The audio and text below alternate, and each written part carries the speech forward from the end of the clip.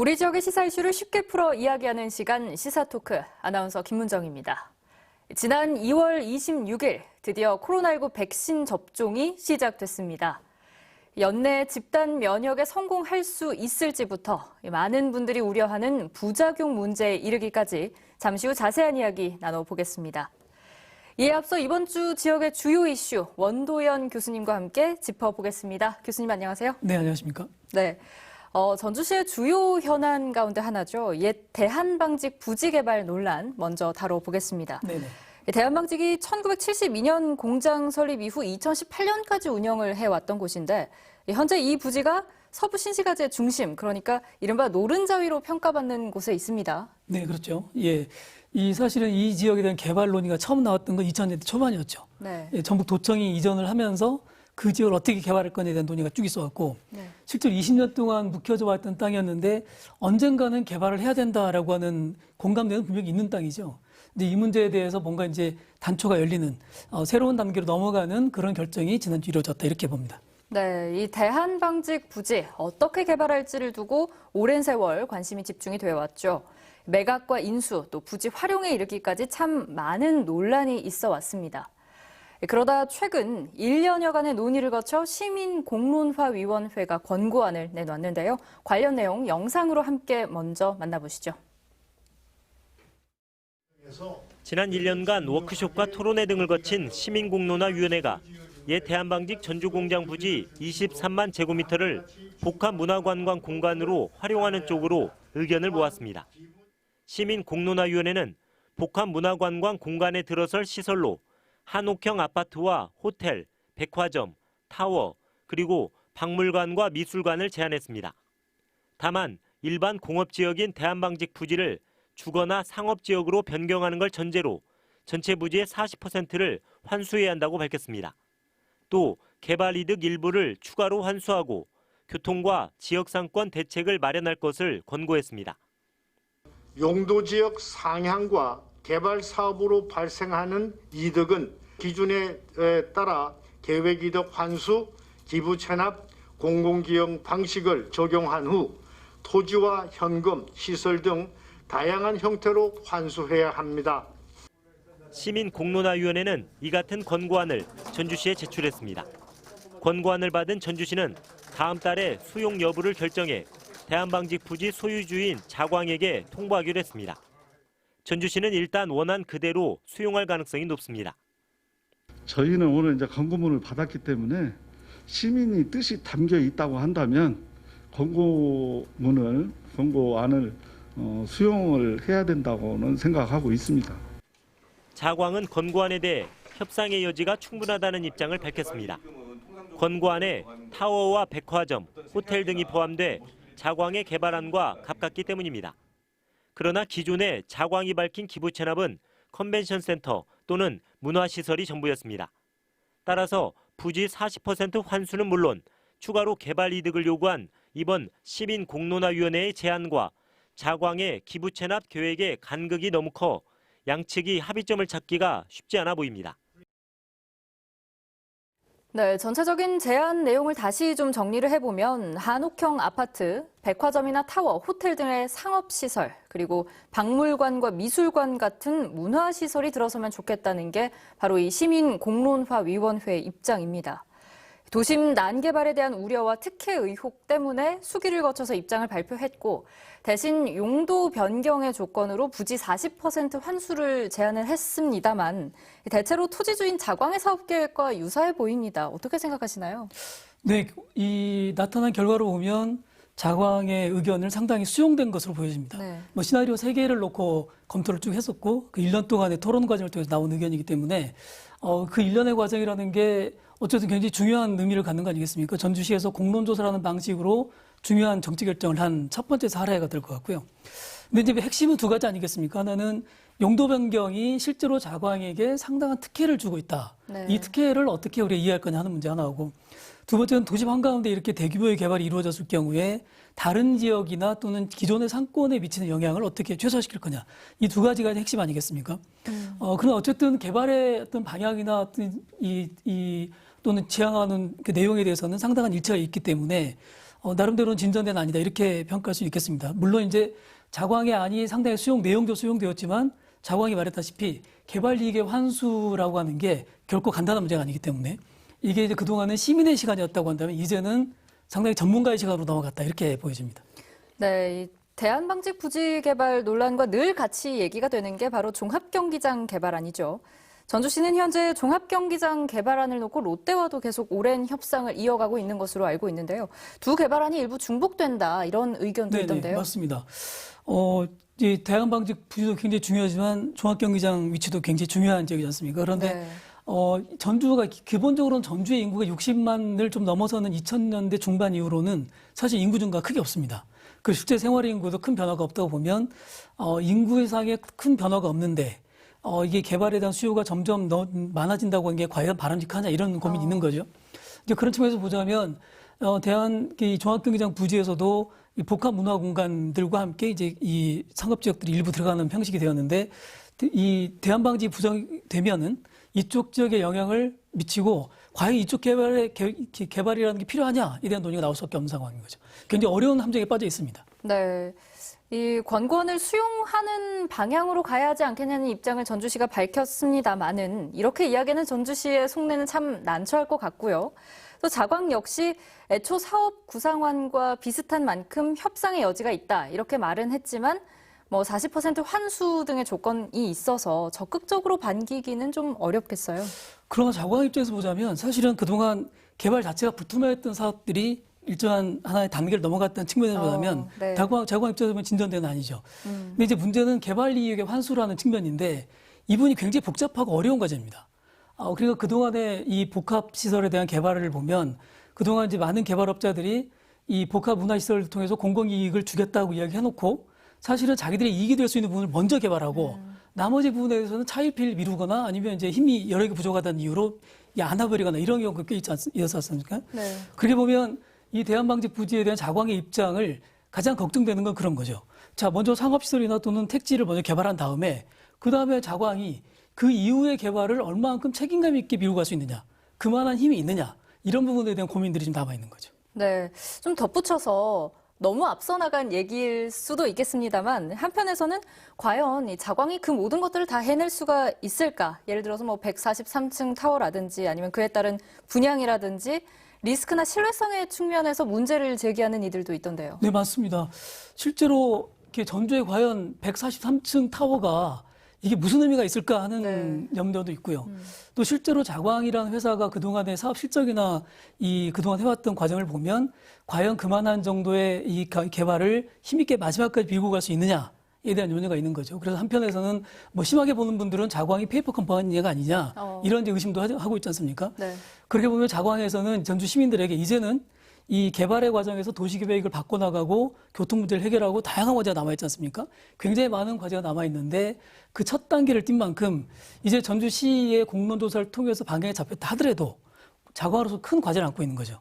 그러니까 자광에서는 전주 시민들에게 신뢰를 줄 수 있는 구체적인 재정 계획과 이 투명한 사업 스케줄을 내놓고 그것을 어떻게 보장하느냐는 문제를 따져봐야 되는 거죠. 아마 이건 전주시만의 문제가 아니라 전주 시민들 모두가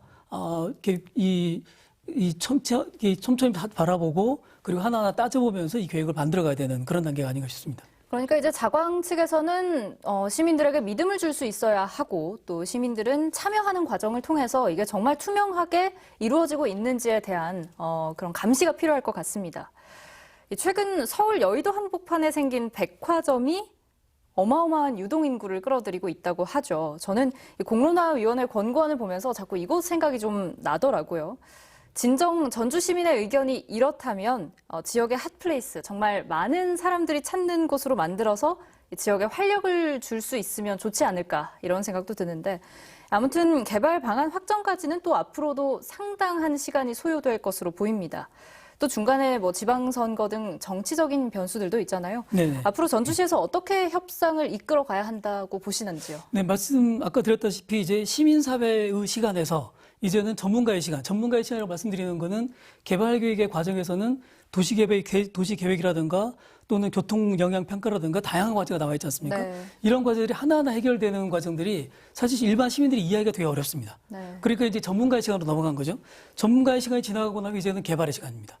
그런데 이제 이 시간들에서 저는 시민사회가 이번 역할을 통해서 끝났다 이렇게 놓을 게 아니라 시민사회가 끊임없이 이 지역을 바라보고, 물론 여기가 자광의 땅입니다. 자광이 개발해서 이익을 얻는 거를 우리가 뭐라고 할 수 없고, 그 지역에 어떤 식으로 개발이 이루어져야 된다는데, 그리고 아까 말씀드린 대로 뭔가 중요한 핫플레이스가 만들어져야 된다는 데 동의하지만, 네. 그러나 이 공간이 가지고 있는 상징적 의미가 있고, 또 어떤 특정 기업이 공공의 어떤 용도를 가지고 있는 땅에 대해서 너무 많은 이익을 얻어가는 것에 특혜의 문제가 있기 때문에 시민사회가 긴장감을 놓치지 않고 이 문제를 바라보면서 실제로 이게 전주 시민 전체의 이익으로 갈 수 있는 그런 방법을 찾아야 되지 않느냐. 그래서 저는 무엇보다 중요한 게 공론화위원회가 이번 과정으로 끝났다. 그래서 시민사회의 의견은 이제 끝났으니 자광은 이제 우리의 길을 가겠다. 또는 전주시도 이제는 개발의 이 프로세스로 가겠다. 이렇게 가는 그런 작업들보다는 전체 과정 전체를 좀 꼼꼼하게 만들고 네. 시민들 같이 하는 작업이 필요하다. 물론 이런 방식이 흔치 않습니다. 굉장히 어려운 작업이긴 합니다만 이제 그런 식의 접근들이 이제 필요한 거 아닌가 그런 생각이 듭니다. 네, 대한방직터 개발, 시민이 주인이 되는 공간으로 잘 활용할 수 있도록 관심을 갖고 지속적으로 잘 지켜봐야겠습니다. 계속해서 2부에서는 코로나 백신 접종 관련 이야기로 이어가겠습니다.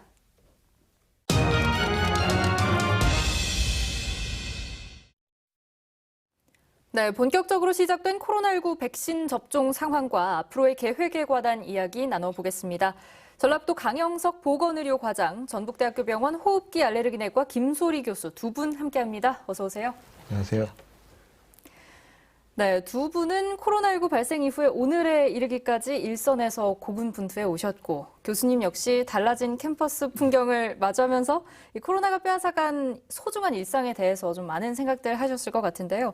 이 세 분은 코로나 사태 장기화 어느 정도 예상을 하셨는지요? 궁금합니다. 교수님? 저는 이 코로나19 관련된 뉴스를 제일 처음 접했던 게 작년 1월 초에 중국 우한에서 원인 불명의 폐렴이 집단적으로 발병했다. 이런 뉴스를 접했던 게 처음으로 기억을 하고 있는데요. 그때 당시만 해도 이것이 이렇게 전 세계로 그리고 팬데믹의 감염병이 될 거라는 것은 예상하지 못했던 게 사실이고요.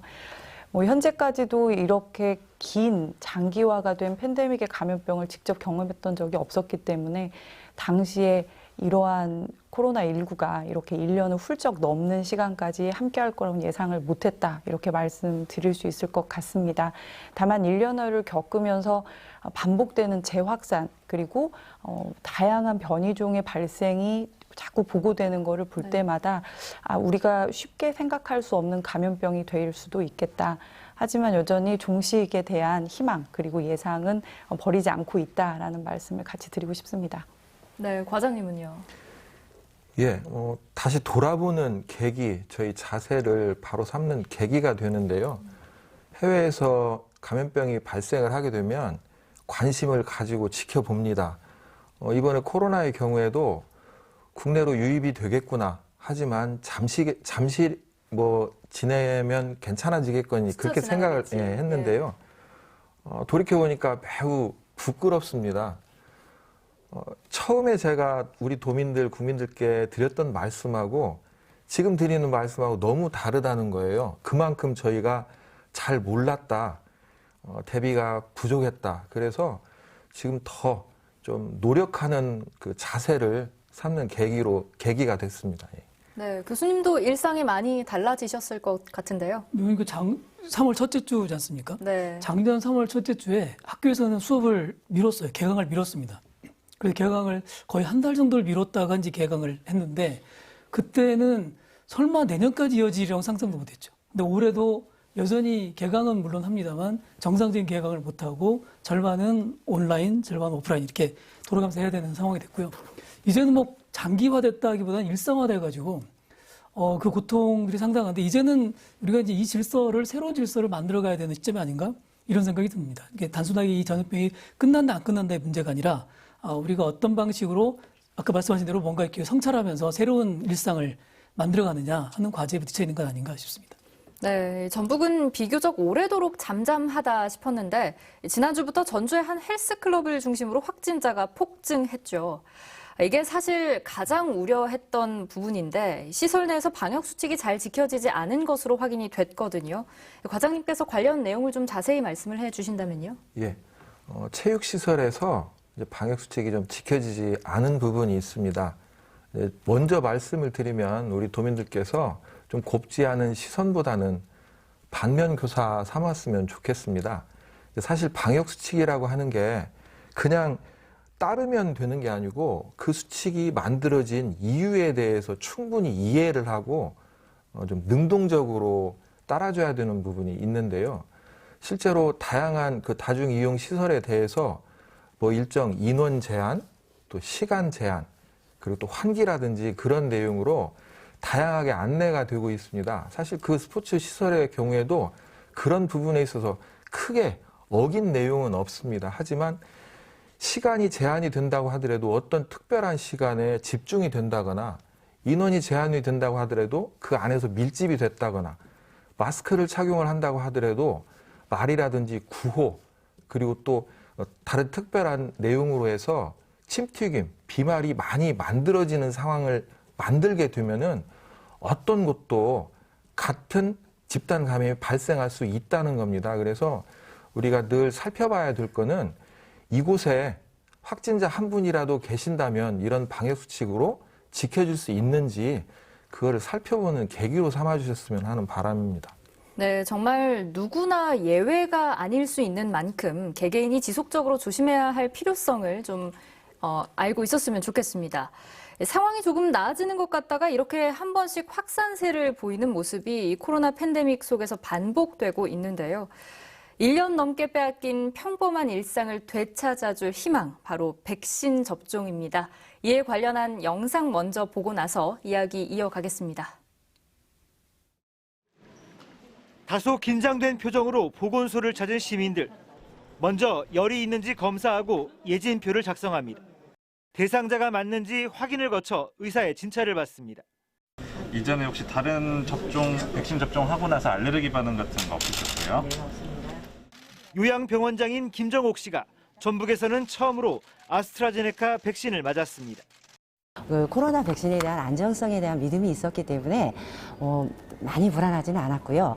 맞고 나서도 지금 다른 백신과 비슷하게 별다른 이상 반응이 없기 때문에 편안하고 좋습니다. 백신을 맞고 나서는 30분간 보건소에 머물며 이상 반응이 나타나는지 살폈습니다. 접종 전에 건강 상태를 충분히 좋게 해주시고 접종 후에 이상 반응이 있으면 의사의 진료를 통한 치료를 받으시는 게 좋습니다. 접종이 순조롭게 이루어지면서 전주와 군산 등 10개 시군 40곳의 요양병원과 요양시설에서 당초 계획보다 3배가량 많은 1,132명이 접종을 마쳤습니다. 지금까지 이상 반응이 나타난 접종자는 없는 것으로 확인됐습니다. 접종 대상이 아닌데도 보건소를 찾아 접종이 가능한지 묻는 시민들도 있었습니다. 오늘도 추가로 아스트라제네카 백신 1,700회분이 전북에 이송됐습니다. 전라북도는 다음 달 말까지 1차 접종 대상자 14,000여 명에 대한 접종을 마칠 계획입니다. 다음 달 초 전북에 화이자 백신이 들어오면 코로나19 환자 치료병원 종사자에 대한 접종도 시작됩니다. 네, 드디어 백신 접종이 시작됐습니다. 전라북도에서는 백신 접종 첫날인 지난 2월 26일 계획보다 3배가량 많은 인원이죠. 1,132명이 접종을 마쳤는데요.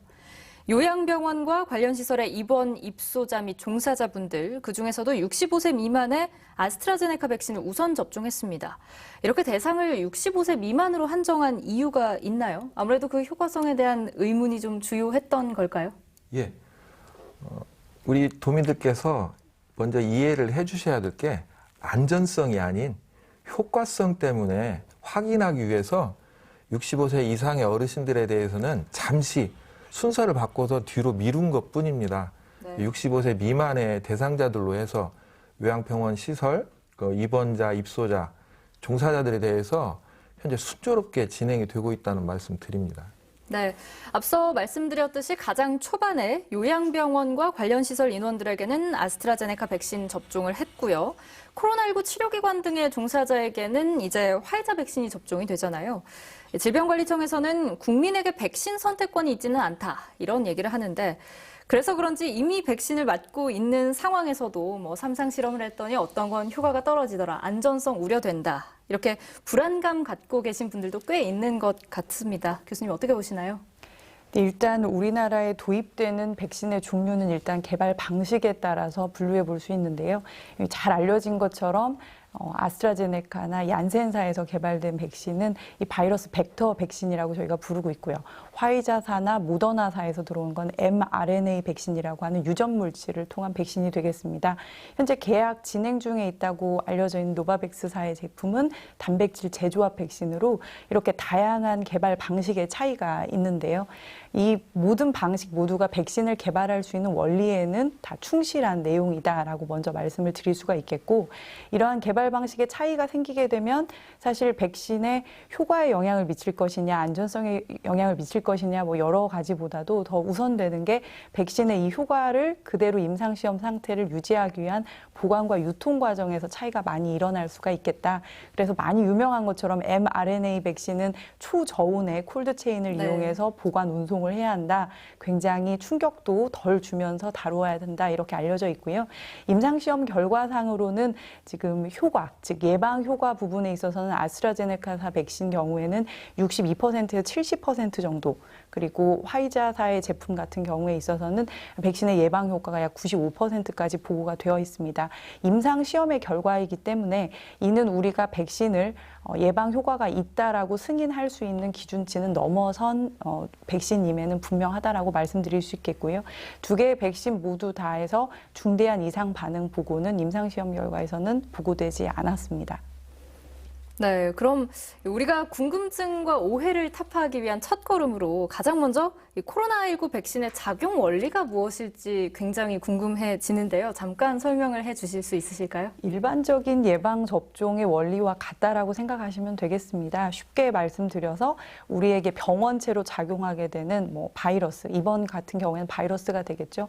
이제 바이러스가 우리 몸에 들어왔을 때 우리의 면역 체계가 이것을 인식을 하기 위해서는 특정한 단백질을 인식을 하고 그것에 대한 정상 세포들이 이제 면역 반응을 통해서 이것을 이겨내게 만들어주게 되는데, 이 면역의 힘을 길러주게 되는 것이 예방 접종이다라고 말씀드릴 수 있겠습니다. 살아있는 바이러스 균을 그냥 줄 수는 없는 노릇이고, 이미 이제 획득 면역이라고 하는 것은 걸리고 난 다음에 면역력이 생기는 사람도 있겠지만, 지금 현재 코로나19 바이러스의 경우에 있어서는 이게 다시 재발병이 되느냐 아니냐에 대해서도 여전히 이견이 많이 있는 상태이기 때문에요. 이 예방 접종의 원리는 최대한 이러한 면역 세포의 힘을 미리 길러놓는 데 있어서 바이러스의 일부 물질, 특히 이 단백질의 부분을 어떠한 방식으로 전달하느냐에 달려 있다라고 말씀드릴 수 있겠습니다. mRNA 같은 경우에는 우리 세포 내에 들어와서 그 유전 물질을 통해서 단백질이 우리 몸에서 만들어지는 거라고 생각하시면 되겠고요. 그 밖에 바이러스 벡터 이제 백신 같은 경우에 있어서는 우리가 기존에 알려져 있는 안전한 바이러스가 있습니다. 대표적으로는 아데노바이러스와 같은 바이러스 벡터에 이 특정 프로테인 부분, 즉 단백질 부분을 집어넣어서 이렇게 타고 들어갈 수 있게 만들어진 백신이다. 이렇게 말씀드리겠습니다. 네, 뉴스에서도 나왔지만 아직 접종 대상이 아닌 분들이 이 백신 접종 가능 여부를 묻는 경우가 참 많았습니다. 아무래도 제일 먼저 궁금한 건 나는 그럼 도대체 백신을 언제쯤 맞을 수 있을까일 텐데요. 저도 궁금해서 찾아보니까 아무래도 저는 가장 후순위가 될 것 같아서 조심해야겠다 이런 생각이 들었습니다. 이 백신 접종 순위가 그래서 어떻게 정해지는지, 또 향후 어떤 일정으로 접종을 하게 되는지도 좀 설명을 해 주신다면요. 네.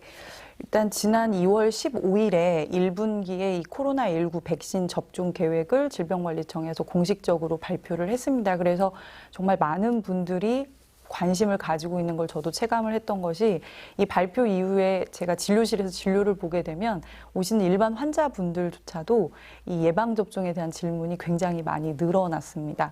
이분들은 거의 대부분 호흡기 질환자이시기 때문에 제가 평소에 독감 예방접종이나 폐렴구균 예방접종에 대해서도 늘 말씀을 드리는데 사실 그러한 예방접종에는 약간 거부감도 가지고 계시던 분들이 이 코로나19 백신에 대해서는 굉장히 적극적인 자세를 보이시는 걸로 봐서는 실로 이렇게 국민들이 정말 많은 관심을 가지고 있구나 생각해 볼 수 있는 부분이었는데요. 무엇보다도 궁금한 게 나의 접종 순위가 몇 번째이냐, 그리고 왜 내가 이 순위가 되어야 하느냐, 원칙이 뭐냐 많이들 궁금해 하시더라고요. 네. 발표된 내용에 따라서 저도 이제 전달을 해드려야 할 것 같은데요. 이 접종 우선 순위를 정하게 되는 것은 우리나라에서 전문가 회의를 거치고 예방접종 전문 심의위원회에서 이제 최종 결정을 한 것으로요.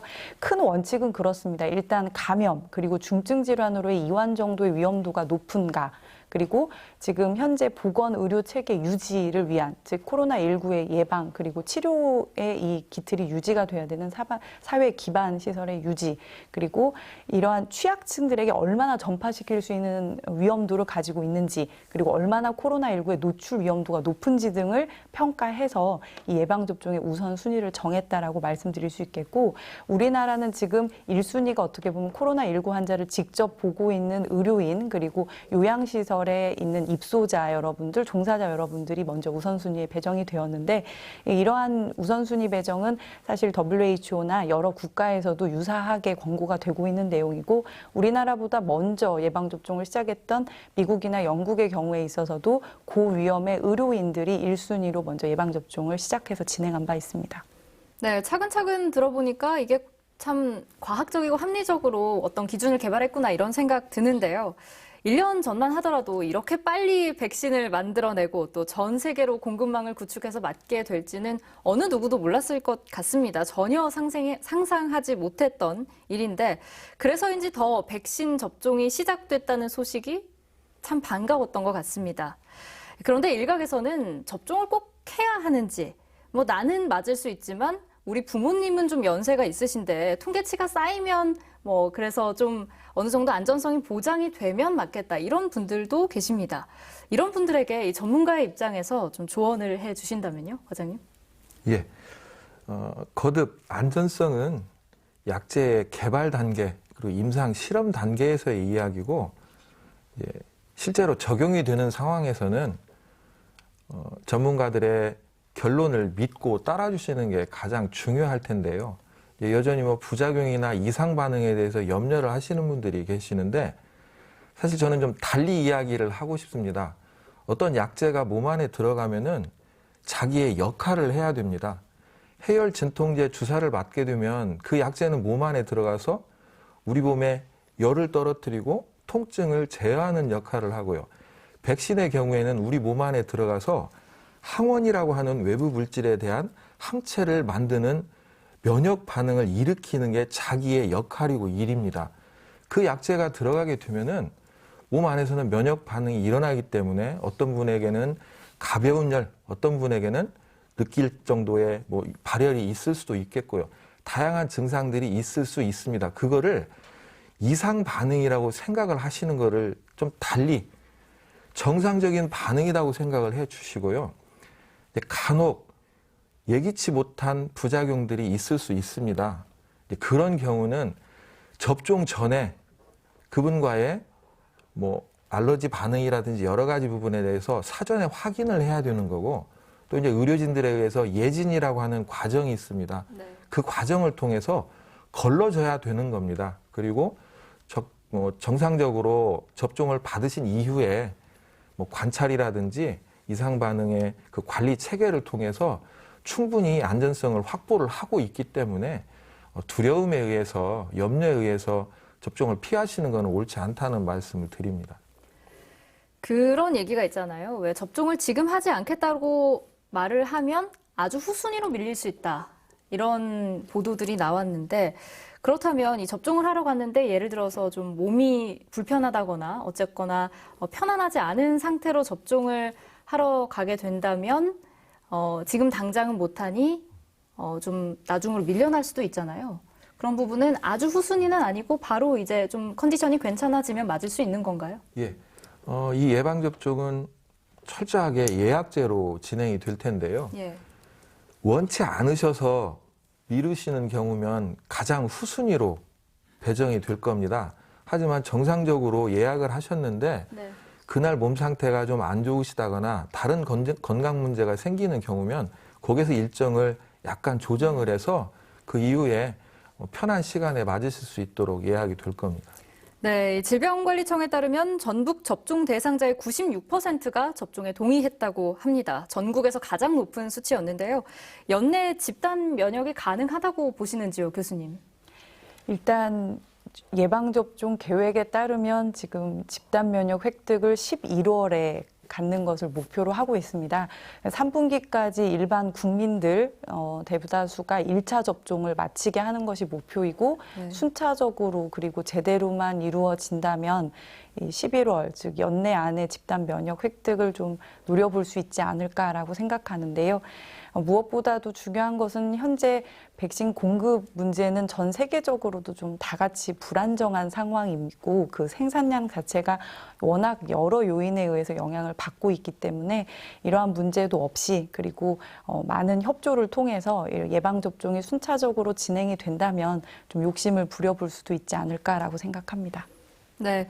이게 처음 도입된 백신이다 보니 아무래도 부작용을 더욱 걱정하게 될 수밖에 없을 것 같은데요. 혹시 현재까지 이 접종자들에게 특별한 이상 징후들이 나타난 바가 있나요?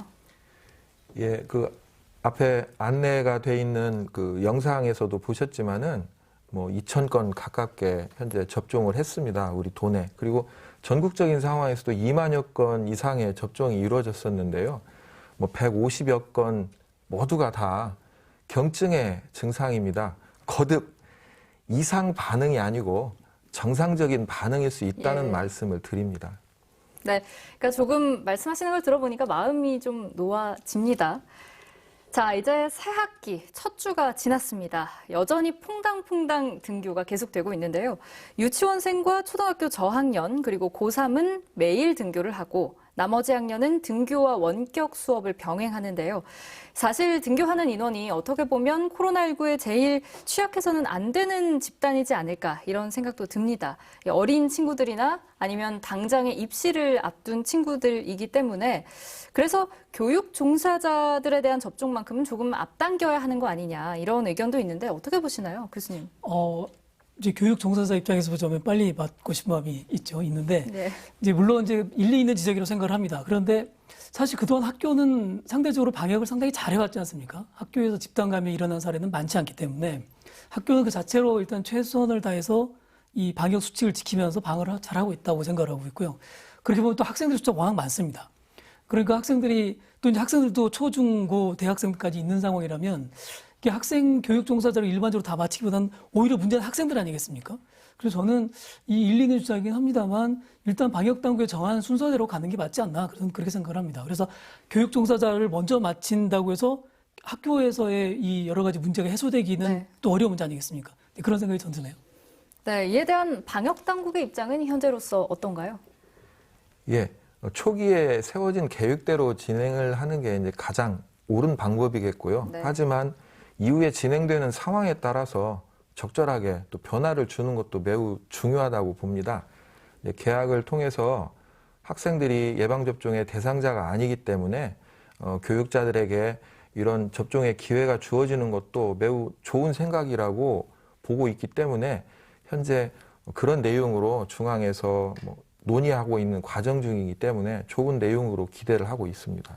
아마 한다 하더라도 이제 초, 중, 고나 유치원들 먼저 하고 그다음에 대학은 가야 되지 않을까 이런 생각이 듭니다. 네, 교수님은 어떻게 생각하시는지요? 일단은 일부 국가에서 이 교육 종사자분들에게 우선 또 접종 순위를 변경한 예도 있기 때문에 강 과장님께서 말씀 주신 것처럼 여러 논의가 이제 진행이 되면 또 다른 어떤 답도 구해지지 않을까 이렇게 생각해 보고 있습니다. 네. 이 코로나 상황은 전 세계가 처음 겪는 일인 만큼 이 파생되는 여러 사안에 대한 입장 차도 가지각색입니다. 그중에는 무엇보다 전 국민이 접종할 수 있을 만큼 충분한 백신 확보가 가능한지 어떤 의심의 시선도 있거든요. 신중을 기하느라 우리나라의 대처가 너무 늦지는 않았나 하는 비판도 있고요.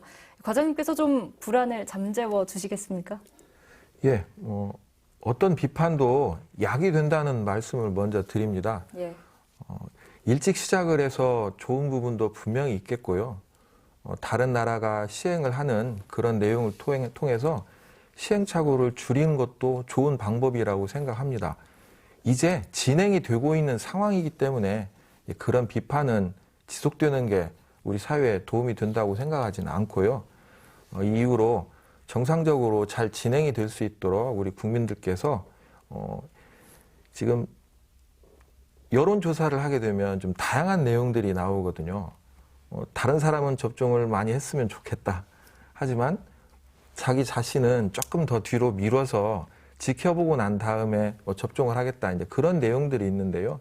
지금은 비난보다는 통합된 내용으로 해서 접종이 순조롭게 진행이 될 수 있도록, 그리고 안전한 접종이 유지가 되려면 가장 중요한 게 발생 숫자를 낮춰서 안정화되는 그런 그 감염 상황을 개선을 시키는 게 가장 중요하기 때문에요. 그런 내용으로 사회 통합이 좀 됐으면 좋겠습니다. 네, 그러니까 나 하나쯤이야 이런 인식을 좀 버려두면 좋겠다 이런 생각 드는데요. 교수님도 아까 백신 확보 관련해서 잠깐 말씀을 하셨는데 어떻게 보시는지요, 이 문제?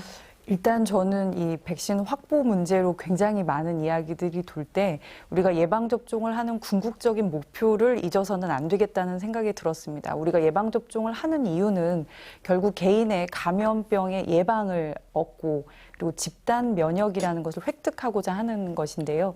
이것은 얼마나 빨리 시작하느냐도 중요하지만 시작을 한 다음에 이 마무리까지가 이 끝도 역시 중요한 부분이기 때문이죠. 아무리 빨리 시작했다 하더라도 이것이 제대로 이루어지지 않으면 집단 면역 획득이 어렵기 때문에 지금 시점에서는 이 계획이 세워진 대로 순차적으로 잘 이루어지기를 바라는 것이 맞겠고 이루어졌으면 좋겠다라는 생각을 먼저 하게 됩니다. 네, 교수님 생각도 들어보겠습니다. 그 과장님 말씀에 동의합니다. 어느 쪽이든지 충분히 할 수 있는 이야기라고 생각을 해요.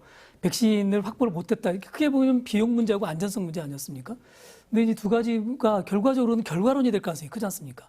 이 어떤 비판이 있어도 가보지 않은 길에 대한 이야기이기 때문에 사실은 저는 이 문제를 뭐 이렇게 자꾸 이렇게 그 어떤 정치적인 논쟁으로 올리기보다는 전문가들에게 맡겨두는 게 맞지 않느냐라는 생각이 듭니다. 그래서 저는 이 문제에 대해서는 저는 지금까지 대처가 나름대로 이렇게 전문가들의 의견에 따라 잘 오고 있는 것 아닌가. 물론 이제 그 과정에 뭐 서운함도 있겠고 또 비판할 여지가 있을 수 있겠습니다만 큰 틀에서 보면 저는 상당히 안정적으로 가고 있다 이렇게 느껴집니다. 네. 사실 이 과정에서 파생되는 코로나 백신 관련 가짜 뉴스가 또 너무 많은 것도 문제가 될 수 있겠는데요. 한번 이 가짜 뉴스에 빠지면 요즘 젊은 사람들은 이거를 알고리즘이 나를 이끈다 이런 표현을 재미있는 표현을 써서 얘기하곤 하는데 확증 편향 문제도 좀 심각할 것 같습니다. 교수님 어떻게 보시나요? 글쎄요, 이 젊은 학생들이 이제 그렇게 생각할 수 있는데 저는 지금 단계에서는 뭐 그런 이야기들보다는 어쨌든 정해진 순서대로 가는 거고 그리고 정부를 신뢰하는 것이 굉장히 중요하지 않느냐 이런 생각이 듭니다. 그 과장님 그리고 교수님도 좀 전문가 입장에서 답답하다 이런 생각 드실 것 같은데 두 분 의견도 들어보겠습니다. 우리가 21세기에 삽니다. 우리 삶의 전반이 과학이고 상식이 통하는 그런 사회인데요. 대부분의 그런 유언비어성 내용을 들여다보면은 뭐 웃음 이상은 얻지 못하는 내용이기 때문에 절대 크게 우려하지 않습니다. 뭐 지금처럼 우리 대한민국은 정상적으로 접종 사업이 진행이 될 거고요. 좀 늦게 시작한 부분도 없지 않아 있지만 그럼으로 해서 더 신속하게 안전하게 진행이 될 거라고 봅니다. 우리 국민들은 동요하지 않을 것이다 이렇게 생각하시는 그렇습니다. 거죠? 우리 국민들 수준이 있습니다. 분명히. 네. 예, 교수님은요? 네, 이 가짜 뉴스라는 게 사실 굉장히 흥미를 끌기도 좋고 집중하기도 좋고 퍼져나가기도 정말 좋습니다. 왜냐하면 진짜 공부나 과학적인 건 좀 따분하고 재미없기 마련이지 않을까 해서 생각은 드는데 사실 얼마 전 신종 플루도 저희가 예방 접종을 진행을 했었습니다. 기억을 하시겠지만 그때도 굉장히 많은 유언 비어가 그때 당시에는 이제 SNS 내지는 뭐 문자 메시지를 통해서 막 떠돌았던 내용들이 굉장히 많았거든요. 네. 그런데 그런 내용들이 지금은 저희가 예방 접종에 대해서 다시 회자를 할 때 재미있었던 에피소드 이런 이야기도 했었던 적이 있었네로 다시 기억하고 있는 걸로 볼 때 가짜 뉴스는 가짜 뉴스로 받아들이시는 게 맞지 않을까 생각됩니다. 이런 국가적인 재난이 오면 언제나 이런 가짜 뉴스나 유언비어들이 늘 만들어지죠. 그렇죠. 그리고 그거를 가지고 자꾸 사람들이 확대시키고 그걸 또 이익을 얻는 사람이 생기니까 문제가 되는 거지 않습니까? 근데 실제로 그 국가가 얼마나 건강하냐의 건강성의 지표를 보면 그런 가짜 뉴스들이 유통되는 과정들에서 진실이 밝혀지지 않습니까? 실제로 우리가 그동안 코로나19의 뉴스들을 쭉 살펴보면 확인되지 않았던 이야기들이 만들어지고 그게 전문가들에 의해서 바로바로 확인되고 이러면서 이제 정리되지 않습니까? 아까 말씀드린 한국 사회가 굉장히 투명한 사회고 공정한 사회로 전 들어왔다고 봐요. 그런 맥락에서 보자면 전문가들의 의견을 청취하고 전문가들의 의견이 권위를 얻어가는 과정이기 때문에 저는 이 문제는 뭐 그렇게 큰 심각한 문제는 아니다. 다만 이제 이걸 재미삼아 이야기하는 분들이 있는데 뭐 예를 들면 지금 이렇게 뭐 아까 충분히 말씀해 주셨지만 이 백신을 맞았는데 고열이 뭐 나서 굉장히 심각하다 이런 이야기들 막 돌고 있거든요. 근데 그렇지 않다는 거지 않습니까? 네. 그리고 막 확인되는 일이기 때문에 저는 지나가는 일이다 이렇게 생각합니다. 예. 그럼 다시 백신 얘기로 좀 돌아가서 코로나 백신 접종은 그럼 향후에도 전면 무료 접종으로 진행이 되나요, 과장님? 예, 맞습니다. 이게 뭐 국가에서 진행을 하는 예방 접종이기 때문에 뭐 무료입니다. 우리 국민에 대해서는 무료가 맞습니다. 그리고 심지어는 그 외국 국적을 가지고 계신 분들도 일정 기간 우리나라에 그 체류하는 분들에 대해서는 무료로 접종을 하고 있습니다. 네. 그리고 이게 백신의 운반이나 보관이나 또 접종 장소 등에 있어서도 좀 지속적으로 신경을 써야 할 부분들이 참 많을 텐데 전북 지역은 어떤가요? 잘 진행이 되고 있나요? 예. 지난번 인플루엔자 접종 때 약간의 그런 문제들이 있었습니다. 예. 그래서 이번에 코로나19에 대해서는 보다 더 우리 도민들께 안전하게 접종을 해드리기 위해서 접종 과정 이전 방금 말씀하신 대로 수송과 보관에 대해서도 군인, 경찰과 함께 모의 훈련도 했고요. 또 단순화했습니다. 그런 과정을. 그래서 생산업체가 접종기관이나 보건소에 직접 운송하는 체제를 굉장히 단순화했기 때문에 이전보다 훨씬 안전하다는 말씀 드립니다. 네. 그러면 전북 지역에서 이제 지금 현재는 뭐 요양시설이나 보건소에서 접종을 받고 있는데 또 일반 시민들이 접종을 하게 된다면 어느 곳에서 접종을 할 수 있는지요? 예, 일반 시민들께 접종을 해드리는 거는 우선 거동이 불편하신 분들에 대해서는 방문 접종팀이 구성이 돼서 직접 찾아뵙고 접종을 해드리는 체계도 갖출 거고요. 또 화이자 백신의 경우에는 접종센터라고 하는 곳에서 그리고 아스트라제네카 백신에 대해서는 현재 의료기관들 인플루엔자 접종으로 굉장히 그 노하우를 많이 가지고 있는 그런 접종 기관을 선정을 해서 접종을 해드리게 됩니다. 그럼 우리가 일반 병의원에 가서도 이 백신을 맞을 수 있게 된다는 말씀이신가요? 추후에는? 예. 그런데 이제 다만 그 혼선을 없애기 위해서요. 이전에 인플루엔자 접종에 있어서는 본인께서 직접 찾아가시면 됐는데 이 코로나19 백신에 대해서는 아까 예약제라는 말씀을 드렸습니다. 대상자가 되시면 일정 그 시간 전에 안내를 해드리고 어느 곳에 가셔서 접종을 받으실 수 있는지에 대해서 충분히 안내를 해드리기 때문에 이제 그런 뭐 염려는 뭐 줄이셔도 될 것 같습니다. 네. 각국의 백신 확보 경쟁이 치열한 이 상황 속에서 국내 업체, 특히 우리 지역 기업에서 개발한 특수 주사기를 활용하면 같은 양으로 더 많은 인원이 접종을 할 수 있다는 어떤 반가운 소식이 전해지기도 했는데요. 이게 어떤 원리인지 많은 분들이 궁금해하실 것 같아요. 교수님께서 좀 설명을 해주신다면요. 네. 이 최소 잔여형 주사기라고 하고요. 약어로는 LDS 주사기라고들 많이 표기가 되어 있는데 여기 LDS가 Low Dead Space 주사기입니다. 그 죽은 공간을 없애자, 줄이자라는 개념인데요. 일반 주사기를 좀 떠올려 보시게 되면 이 주사 바늘하고 마지막 밀어넣게 되는 피스톤 사이에 어쩔 수 없이 공간이 생기게 돼서 우리가 주사를 맞고 나게 되면 그 일정의 주사액이 그 주사에 남아 있게 되거든요. 그것은 이제 폐기 처분을 해야 되는 부분인데 이제 요 공간을 최소화시킨 그 피스톤이 바늘 끝까지 더 밀어 올라갈 수 있도록 만들어진 주사기가 이 최소 잔여형 주사기가 되겠습니다. 이 LDS 주사기를 처음 사용하게 된 거는 인슐린으로 치료를 받게 되는 당뇨 환자들에게서 먼저 사용이 된 걸로 알려져 있고요. 주로는 고가의 항암제 같은 약제 치료를 받을 때 이 주사기를 이용해서 약을 좀 아껴 쓴다라고 할까요? 이제 그런 개념으로 사용되었던 주사기를 이번 코로나19 백신에 응용하게 됩니다. 지금 정량으로는 아스트라제네카 백신의 경우에는 한 병당 10회분이 있다고 하고요. 화이자 백신의 경우에는 한 병당 6회분으로 지금 되어 있는데 이 6회분이 초기 미국에서 5회분이었다가 이 LDS 주사기를 같이 소개하면서 6회까지로 이야기를 했고 특히 이제 우리나라에서 개발한 주사기의 경우에는 요 잔여량이 보다 더 많이 남아서 최근 뉴스에서는 이제 7회까지도 가능할 수도 있겠다라고 하고는 있지만 이 주사 그 백신을 예방 접종을 진행을 할 때 이 숙련도에 따라 차이가 있을 수 있기 때문에 강제적으로 한 병으로 7번을 다 써라 이렇게 하고 있지는 않다라는 점 그리고 남은 잔량을 모아서 쓰는 일은 절대 금기하고 있다라는 점도 같이 알려드립니다. 네. 이 백신 접종과 함께 지금껏 그래왔듯 방역 수칙을 계속 잘 지키는 것도 참 중요할 텐데요. 마지막으로 강조하거나 당부하고 싶은 이야기 세 분 모두로부터 듣겠습니다. 먼저 과장님. 예, 그 코로나19가 사람 간의 그 전파입니다. 그런 사람 간의 전파를 차단하는 게 이제 가장 중요할 수 있는데요. 방역 수칙도 사람 간의 전파를 차단하는 겁니다.